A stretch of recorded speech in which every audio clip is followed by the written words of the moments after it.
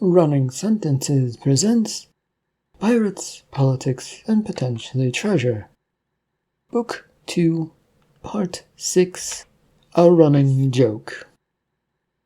Unable to stay on Grogian soil for much longer, Cordite and company try and prepare to sneak out. Meanwhile, everyone else seems to be just about stuck where they are. This story is written and narrated by Michael Henry. It is a work of fiction. Any names, characters, businesses, events, and situations within this story are products of the author's imagination. Any resemblance to real people, real events, characters, businesses, and/or fictional businesses, characters, events, and so on, is purely coincidental. Copyright 2023, Michael Henry. All rights reserved. Bloodlock had dropped the group off at the hotel where the president was staying and gotten them a few adjoining rooms. They weren't going to stay on the same floor as the president, but actually a couple floors below, and there was also a few soldiers also about to prevent anyone from going anywhere. Still, safe and sound was safe, as most of the group found themselves sitting in Mott's room. Here to explain one more timeline. We avoided talking mostly about it during the car ride since Bloodlock was there. But, what's going on? I received a coordinates message from Ophelia at the embassy on Xandath, planet of the Galactic Empire. We all know that, I don't know why I said it. Just the coordinates though, Lion? No, it did contain a message saying that things had gone bad, but it was in a coded situation. He produced the little piece of paper and handed it over to Mott, who had her hand out to take it. This just showed up? I guess. It was shown to me by one of our crew members, and I'm guessing she set her ship to send off a signal should something happen. The flying squirrel, according to the last reports I read, disappeared where rumors began. What does that mean? The treasure is around that location, or so I've heard. Ophelia and her love for treasure and goods, always on a hunt, never scoring much, did she? The group looked to Francis, who smiled back at them in return. What? Every pirate captain has little taglines that they've become known by other pirates. That was hers the last time I was seeking information about things. They just stuck with me. Was that information seeking in any way related to any of this? There was a head shake no from Francis, which they all sort of accepted. What are we doing then? Sitting around or what? I was going to get a ship and head towards the treasure. You're welcome to join me, though I think it might be hard to get a ship, judging from the fact that so many aliens are coming this way. Yeah, Lion. Unfortunately, the President Utility is also headed that way, once peace has been created, apparently. I'm sure he'd have no trouble including you in all of this if you want to join us. That might take too long. Who knows what is happening out there, and if our friends, our pirate friends, need our help, it is not good to sit around and do nothing. But you don't have a choice. You said so yourself, that you're unlikely to get a ship out of here. I could steal one. Lion, we aren't likely to get out of here unnoticed, and I'm sure the police or soldiers would love to just lock you away the second you stepped the wrong direction. To this, Lion wanted to protest some more, that they probably weren't going to buy any excuses he came up with. Utility stared at the three who were now being pushed to the side by his guards. Their desperate looks all around found him as the guards wrestled with them, because they ran right into him. I'd like to hear some excuses for why you're behaving the way you are, and make it good so I don't have to turn you over to them. With a finger, he pointed towards the rapidly approaching soldiers of the Grogian Empire, coming down the sidewalk at a good clip. We're running away from them. That is not an excuse or a reason. It's just a statement of fact that I could already plainly see Miss Toulis. They wanted to capture us. Still not an excuse. They attacked us out of nowhere and demanded that these two be returned to the castle as prisoners. Okay, that's sort of an excuse. A terrible one, I suppose, but it will have to do. Get in the carriage. His guards let the three go, and they were quick to dart inside the vehicle. It was at this point that the running soldiers were now upon them, and the Galactic guards put up their arms to stop them from getting any closer to the president. Is there something you need, Grogian military or police, or are you just chasing around civilians for fun? They now at a stop, they glared at Utility and looked about, ready to try and draw their weapons. They did not, though, nor did they try anything just yet. You're harboring criminals, Mr. President. Is that what they are? Well, I think I can take them to the castle with me in the morning, so no worries there. They'll be dealt with then. We can't have that. The king and queen are to be kept safe from criminals. At least two of them, of the three that I know of, are wanted on the grounds of the castle, according to some reports that I've heard. And yes, I keep up with what's going on around here. I can't be caught wandering around an area uninformed, so I would actually be helping you out. The soldier looked rather confused at this, and sputtered a few words, but managed to catch himself. Just sputtering nonsense. Do you admit to being in this area because you thought those three would be here? No, I admit I do have insider information that you are chasing about a bunch of people. My vehicle happened to be in the area, but it was already pulled to the side of the road by the time I'd heard it and had stepped out of my vehicle. The president tried to offer a grim smile to ward off further questions. Sir, this cannot stand. It will have to, if you'll excuse me. He turned with a swish and entered the carriage, which then raced off once the door had firmly clicked shut. The work on the ship had taken most of the day, but was done in a satisfactory, mostly, job, according to her sailors. Now back aboard and standing on the bridge, Ophelia watched as the work commenced to get the monster mechanical head into the cargo bay. It was the only place Barda would fit, and it was not going well at the moment. And there was also still some other work continuing under the vision of Lewis and Kraus from the other pirate who'd been stuck here. The sound of sharp footsteps made her look towards one of her officers as they came up and glanced down at what she saw. What is it? Do you remember Captain Tree? She thought about that for a moment and slowly nodded. What is it about him this time? Well, we kept saying we were going to put him in the airlock. Yes, we did, but then got busy trying to survive. He's alive still, right? Not killed in any of the problems we've run into? Still kicking and spitting about how this isn't right. I was wondering if you wanted to leave him here. What good would that do? One less mouth to feed, and it would make for a good threat, since he has no way out of here. She thought about this for a second and nodded. Have it so that he meets me by the gangplank at once. We'll settle on what this man wants there.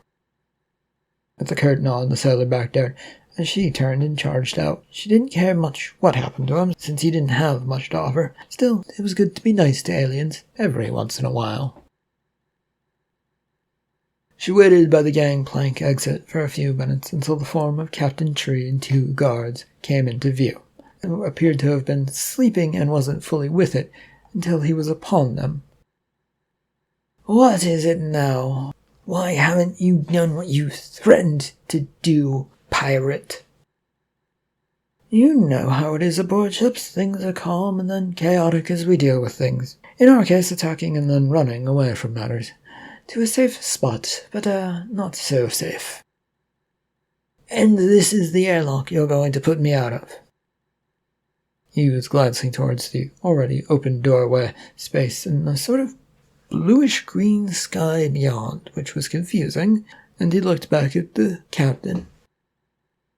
Yes, it is nice and open. Even has a gangplank extended out to walk down. Since the guards weren't holding him, Tree moved forward to look out the hatchway opening. In response, Ophelia made sure to take a few steps back to give him full access. There is a planet out there. He turned to look back at her and away from the hatchway, so that he wasn't pushed out by anybody. Yes, it is. Then that may be your new home if you want it to be. There may be no way out of here for anyone, or a chance of escape, aboard this ship if you cooperate. I don't understand. Ophelia pointed at the hatchway, as a batch of heavy wind whipped past, whistling as it did. We are where fairy tales of treasure are rumored to be. Everyone here claims there is no treasure, but they also say there might not be a way out of here. You can stay here for the rest of your life, or potentially go home as we try and escape. I will leave, then. With a glare towards her, and then the guards, Tree stepped forward and then out of the hatch. The shutters came to a stop as things settled down, as Pork felt like he could see once again. What was before him, though, was a massive planet that he could not see beyond from the windows of the bridge. His hands had clenched at the armrests of the chair, keeping him steady, but now he tried to relax them so that he could order the station to move before it collided with anything. At first, though, his hands refused to respond. What was that? Having forgotten about what was happening to him before this, Pork spun about to face the exit. We've been transported to someplace, and you should shut up so that I can move the ship. There's some terrible danger up ahead, and if I don't do something, we might burn up in that atmosphere. Silence followed as he spun back around and clicked at a few screens about him. There was a jerk as the space station engines kicking into gear. The planet in front of them still seemed to be growing larger and larger, but now it felt like they were moving sideways as well. Okay, what the fuck was that? I get directions to take the station up in this to an area, and a murder happens? I'm being set up by someone. Of course you are. We are all pirates, and getting advantage on one another is what we do.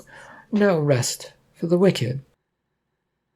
Pork didn't bother to turn around, since Coral sounded so close to him, and probably had a gun pointed towards him. Any wrong move, and pew, that was that for him. We do dirty jobs that no one wants to do to keep the peace. There is no need to take me out when it gets no one power. Au contraire, it opens a seat on the pirate table. That no one will want after the first meeting, a bunch of old fools saying whatever they please. I've listened to them so often that I block out anything but votes. You also let Cordite Mercury represent us to the galaxy. How could you do that? Oh, don't give me that. It was a clean vote not to interfere in that matter by any pirate. We wanted the galactic side to deal with the chaos he would bring. He finally glanced over to his side to see Coral, a fine figure of a plant-like thing with green and coral-like colors all over her. She was walking on her roots, and leafy hands held up a blaster pistol that he had been expecting. Are you taking over the station? Good guess. The only guess in this situation, but why now, why here, and you happen to know where we are? Does any of that matter? To survive, yes. Anything else, maybe not. It's hard to say. The sound of a warming-up laser blaster gave him no hopes that she would see things his way. The hallway of the hotel was empty this night, except for one alien standing guard and looking about. When the elevator dinged, Bloodlock stood up straight and stared at the doors as they opened. He was not expecting President Utility, who stepped out first, followed by 3 tired-looking figures. Did you do as I asked, Bloodlock? Collected all but 3 who ran before I could get to them. Well, I've completed your job for you. A look at the group gave no signs that they were that they were really there as two sat down on the ground tiredly, as exhaustion seemed to have set in on their legs. Thank you, sir. I didn't mean for it to fall apart, but you did want to keep certain ones safe, and wasn't sure where those three had gone off to. Are our friends on this level?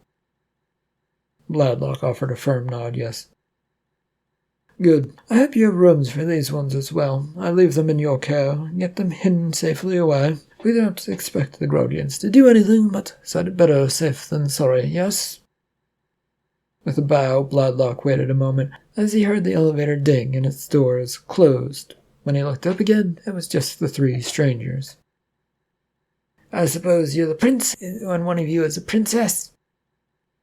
There was no response for them. I guess it does not affect anything if you tell me which one of you are. The room a couple of doors down will have to do for you, though. He turned and took a few steps away, making sure to pause to see if they were following. They were sort of robotic in fashion, with the two that had been sitting on the ground now getting up. Satisfied with that, he went to the door he'd mentioned and knocked on it. Who is it? It's your guard and a few guests for the night. You have the biggest room with no other guests staying in your divided quarters. There was a shuffle of feet which arrived at the door and opened it. Cordite looked out tiredly and then noticed the other three. I see, you have guests. I was not lying when I said that. Cordite nodded as he stood to the side, letting the threesome enter. President Utility had just made it back to his hotel room when the phone rang in the common area. There were no servants about to answer it for him, so he found himself going over to it and picking it up. Who is calling at this late hour? I am Agent Plot for the Grogian King and Queen, and my job is to deal with things that they don't like. Unable to help himself, Utility grinned at the tone and hidden meaning behind those words. The royals were not about to admit things if they could talk around them. He knew this move all too well since he himself had done it. Oh, have I currently earned their anger? That is what I would like to talk about. There needs to be an arrangement made about two people currently protected by you. Well, we have a problem there. You see, we've asked nicely why they want them back, so no one has given us a good answer, and on that front, so, until that comes out, there is nothing I can do for your king and or queen. I'm sure that they understand that deals can be made, but they must offer something worth my time. There was an annoyed grunt on the other side of the phone call. It will be considered when I talk to them. Oh, and those two will be coming tomorrow with me to the castle, but please don't try anything. We don't need incidences marring up our negotiations. You know how these things go. You created the situation. Well, yes, I did, but it happens because your people are acting weird. There's only so much that the galactic government can look past. Is there anything else you are trying to bother me about, or was that it? Make sure those two are at the castle tomorrow, that is all. Hanging up the phone, Utility shook his head as he began to walk towards the bedroom. I suppose this is about to get interesting, whether I wanted to or not. Unsatisfied with that thought and with no one to respond to him, he headed off to his bed in a sour mood. The flying squirrel took off easily and exited the atmosphere of the planet. Things all appeared to be going well as Ophelia watched over the bridge of her ship for any signs of anything. Keep a watch, please. We seem to be good right now, ma'am, though the other pirate ship seems to have followed quite closely behind us. Ignore them, they're desperate to get out of here, and we'll do anything to achieve it. Let's worry about our ship, and plot a course for that biggest planet in the area. The ship shuddered as it broke free of the final atmospheric clutches trying to keep it there. Everyone held their breath, hoping that the ship would hold together with what repairs had been done to it. It had turned out to actually be a quick patch job, doing what they could and where they could, that had gotten the ship in good order. The full extent of the damage was still unknown to Ophelia and her crew, who couldn't pull out the engines or deal with the inner workings of the space drive that helped them fly, because it would have just taken forever to do so. Plotting a course for the planet known to us as X-Pot. There was a nod between the helm and the navigator as this was said to make sure that things were handed off. A few buttons and screens were pressed by the helm to get the ship flying well. The computer is taking over the flying to our first point, ma'am. Where exactly is that, navigator? Coming over to her with the screen, the navigator pointed towards a large dot on it. Right there. And this is our radar picking up something beside it? The screen was taken back to look at it, as Ophelia looked at her technician manning the stations that looked over the radars and stuff. Well, Tech, what's the radar got for us?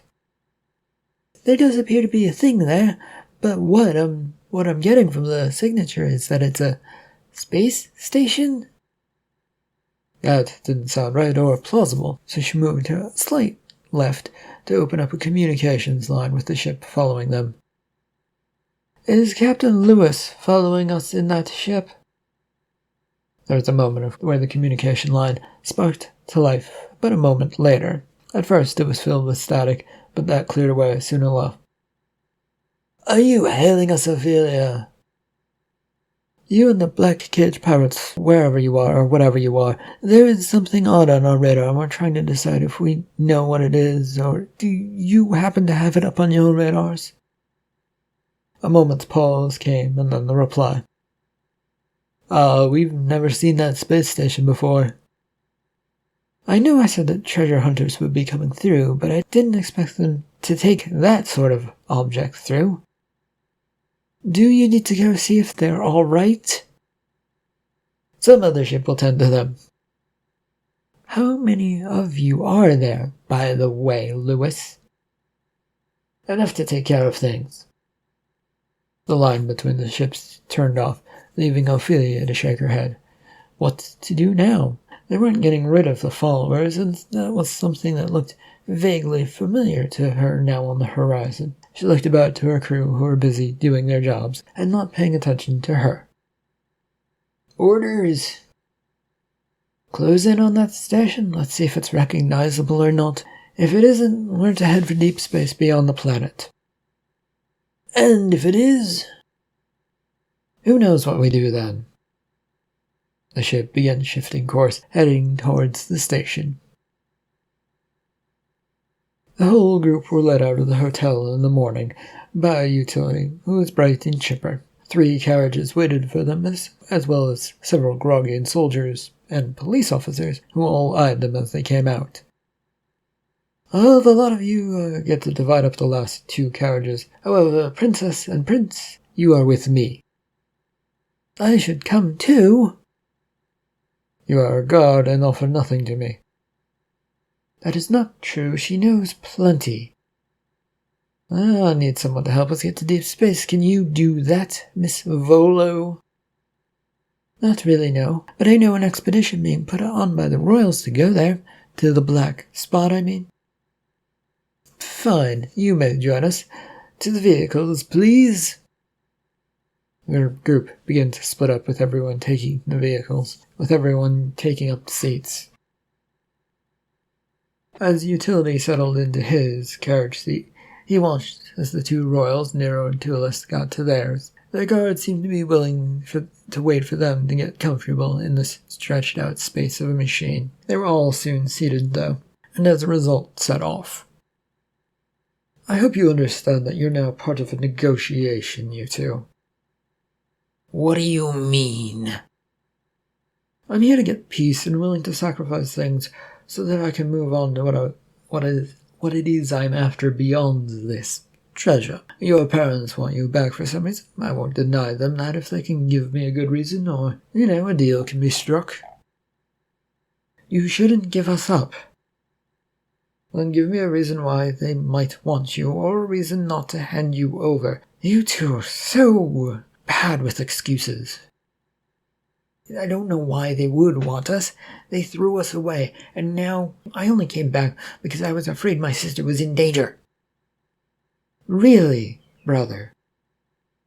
Nero seemed surprised that his sister was surprised by his admission.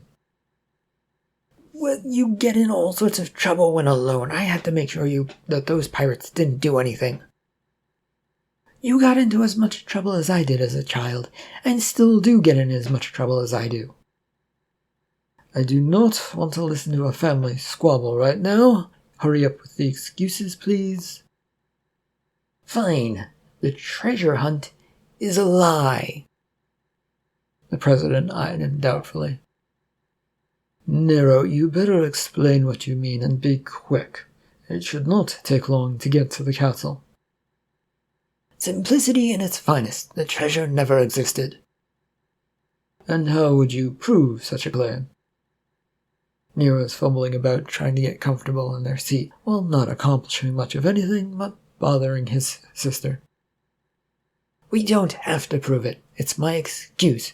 We have to make it believable, and you can provide that. You wanted an excuse? This is what I'm offering you. Claim the whole thing was set up by another planet, or better yet, by the government forces here. They aren't going to believe that, brother. They don't need to completely buy it. We want them to use it to distract from us, Tulis. They won't care about us when we say we're leaving, and they have to deal with what mess we leave behind them. I don't know about that. It feels like they'd see right through it.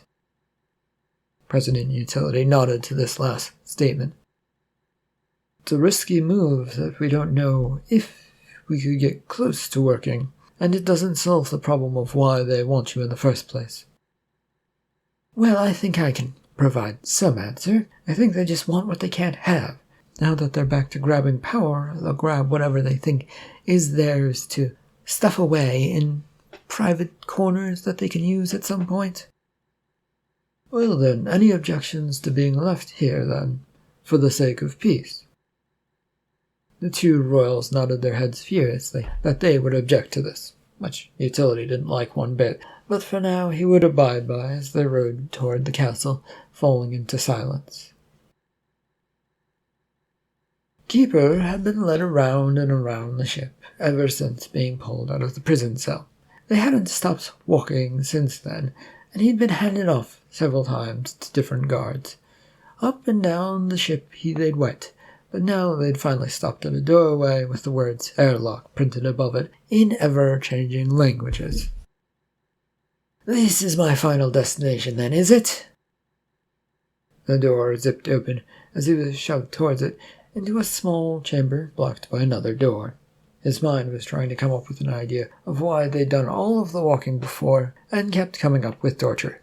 That or they were just lazy as he sunk to his knees. His tired legs would no longer support him as the door behind him closed. Your last chance to cooperate, Mr. Keeper, or Zol, whichever you prefer. Why keep me alive? To use you to get what I want, what the galactic government wants. You get part of the treasure and freedom, I get most of the treasure and the ability to keep the galactic government going, and so on and so forth. We already both know this. What would you need the treasure for? Do you know how expensive it is to run the galaxy? Everyone wants money for their problems, then this would probably help offset that a bit, although probably they would keep clambering for more and more after I gave them all of that I could. Keeper shook his head no, as he tried to rise to his feet. It didn't work, and his legs went out from under him. This Carlos Bart won't help you without me, but I'll never help you. Oh, yes, about that. We found him. Actually, we didn't find him. He actually came right up to us, talking about some things. Would you like to see him? Confusion shot through Keeper as he heard this, and a shudder of fear followed him. His old teacher had gone straight to the government? Why? You do not have him. A screen popped into view for Keeper, coming out of the wall and stopping right in front of his face. The image projected showed an old figure with white hair all over, happily eating and talking to a figure sitting across from them. The other figure looked much like Demon, which made Keeper's heart sink like a stone. "Death, then, for you?" "Why is he helping you?" "Well, you're better off asking him that. Apparently on the ship over here he blabbed to anyone and everyone who would listen about treasure. Now dozens of ships are headed for that inky blackness." "If you have him, you don't really need me, do you?" "Well, yes, this is completely true. I have plenty of pirates and other figures like Demon who will help me get across. But the stronger the amount we have of pirates, the better we will do. So, are you being helpful or no?" All Keeper felt he could do at this moment was let out a long, desperate sigh. Then the doors behind him began to open with suction that threatened to pull him out to space. Keeper threw his hands at holding at anything that might keep him there. Cutting through space, the flying squirrel didn't take too long to approach the space station that was moving of its own accord and not apparently even remotely damaged. The black cage pirates were only a little ways behind them as well, although they were moving to directly cut off this spaceship from going any further. The uneasy peace between Coral and Pork aboard the Space Station X bridge was at an end as they watched the two ships approach.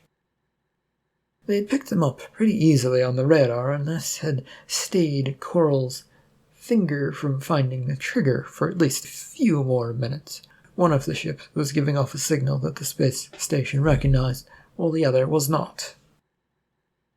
"Well, if you're taking over, Coral, I suggest you do it now. I don't want to be in charge of this mess." "Who are they?" "Well, that one is the Flying Squirrel, and the other ship, which our radar has picked up on, calls itself the Black Cage. The Flying Squirrel, of course, we have seen before since it's Ophelia's ship." "I haven't seen her in a while. Perhaps we can talk to them? Is there a line of communication on this bridge?" Pork pointed off to the console to his right, and she moved over to it with the gun still pointed at towards him as she hit a few buttons. A minute later, a few screens popped in front of them, with various things popping into them and then out. Things went well, as a face would appear in one of the screens before them. "So, it is Space Station X. What are you doing here, and how did you get here?" One of the other screens bleared to life with a strange alien face that Pork had never seen before on it. "I'm here because an old pirate captain's ordered the station to come here. Isn't that right, Pork?" "Yes, I was ordered to bring the ship here, so I did." "Yes, without questioning anything, here we are." "This space is not to be messed with. How did you get here?" The two looked to the new screen with the alien that they did not recognize. Having never met them before, there was a dumbfounded silence from Pork and Coral. "That is Captain Lewis. He wants to know how you got here so he might escape this area." "Oh, we came in around the other side of the big planet that we just passed." Pointing behind them, Pork tried to signify the planet behind them, but he wasn't entirely sure that this was a successful endeavor, since he was just pointing at a wall and he wasn't sure whether his pointing was actually being picked up by the video screen. "Lead us to this spot at once." "Can we just send over our coordinates to your ship?" We can of course do that, but it is up to you, Coral. The gun and the ship are currently under your command." She sighed and hit a few buttons, and the information was soon on its way. The reaction once it arrived was almost instantaneously, as the cage-like ship powered up its engines and began running past them. Ophelia's ship, however, stayed where it was. Why did the pirate kings come here? Actually, that is a great question, Ophelia. Answer her at once, Pork, or I will end you. It's a safe spot, or marked as one, for when the kings felt like they were about to be revealed. I don't know where we are or what we're doing here, though. Suspicious, and everyone says that no treasure is here. How odd that they would come here. Coral had been listening very carefully to everything, not trying to let anything past her, and then turned almost shocked towards the screen Ophelia was in. Treasure? It's fairy tales, Miss Coral. Yes, old pirate stories about gold or treasure or hidden elements of hard-to-find ores or whatever, hidden away in Grogian space. That is where you are. Well, I think it sounds like it's time to go treasure hunting then.